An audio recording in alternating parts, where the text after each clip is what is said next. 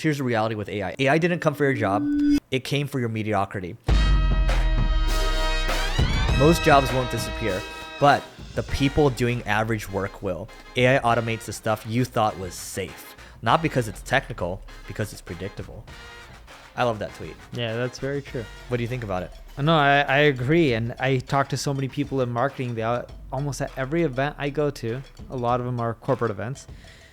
Then one of the top questions I always get is, what do you think is going to happen to us X years from now? When they say us, they're talking about themselves and their colleagues. And my typical answer is if you don't adapt and you're struggling to adapt, you have to worry.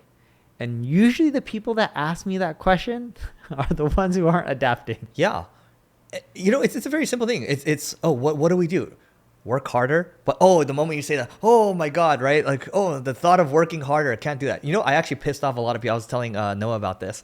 So I got a message from someone in Finland, right? They were trying to schedule a call for the software. And they're like, I was like, hey, does this time Pacific work? And they're like, I only work 12 to 5 p.m. finish time. And by the way, what is that time zone conversion?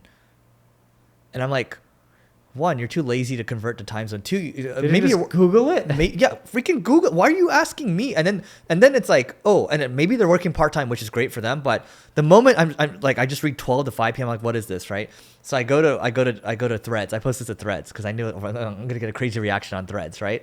So I post a screenshot. Obviously, I make them anonymous, and I post. I was like, this is why Europe loses, right? And then, oh my God, that thread post right now has like 200K views on it. But my point is, all the people that are responding are people that do not want to work. It's like, sounds like a good life to me and everything, but it's like, okay, great. Well, that's a trade-off. If you're saying you don't want to be replaced, but you kind of have to adapt to this thing. Well, to adapt, you kind of have to work a little harder right now to figure out, like, but yes. By the way, if you don't want to adapt, that's okay. But don't complain when the people that adapt, that work harder, they end up getting the results that you wanted. Yes.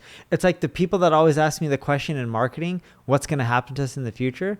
Most of them aren't adapting. Yep. The ones who are adapting, they're putting in the hours, they're testing stuff on the weekends, they're talking to their colleagues about new things.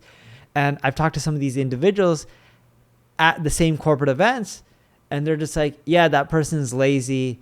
And I was like, so what do you think is going to happen? They're like, I don't know. I don't care. I'm adapting. They're going to need me if they want to adapt. So what do I have to worry about? Why do I even have to think about this? So they don't ask about, like, the people that adapt, when they talk to you, they're excited about these things. Yes. Yeah. They're excited. Like, I send you stupid stuff all the time.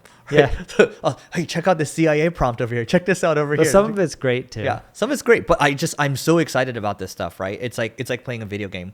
I want to close it off on this one. But going back to you. Yeah. The attitude you have on testing new things, I wish more people in organizations had that attitude. I think most of them would probably be doing their own thing.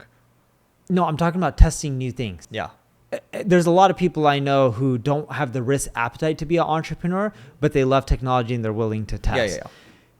If you're not willing to test, and when I say test, when I'm giving this example of Eric, the CIA example that he's talking about. Here's the problem with most marketing agencies. They don't understand what is happening with the world of AI. With my agency, Single Grain, we think about agentic workflows. We think about creating agents for the future. When we think about SEO, we think about creating different products, such as internal linking products or content consolidation products. And on the other side of things, we think about building products such as Care. We just think about making marketing easier overall. If you want to stay at the cutting edge of marketing and at the same time leverage the power of AI, go to singlegrain.com and we'll see you on the other side. He's not only testing stuff related to marketing, but he's testing all things related to AI, including things like development. He's at the gym coding up a game using AI. I think it was Mario or something. It was Mario and Minecraft. Okay. So when you look at what he's doing, he's trying to understand how these platforms, how this technology works, so that way he can figure out better ways to use it in his job, his business, and all aspects of life. When people are willing to test and learn, they're going to be more likely to find better ways to use that technology. When someone puts themselves in a box, I'm in marketing, I only need to test AI for a specific marketing task. Well, if you do that, it's not going to start giving you more creative ideas. The only way to get creative ideas is to test the application or the technology in all different possible ways, and you'll quickly start coming up with out-of-the-box ideas to just make things more efficient for your own industry. You know, people often will say, oh, how do I get more creative? Well, the way you get more creative is not just by learning. Learning is a prerequisite. You have to learn, but mainly you have to do. That's how you be creative, right? Yeah.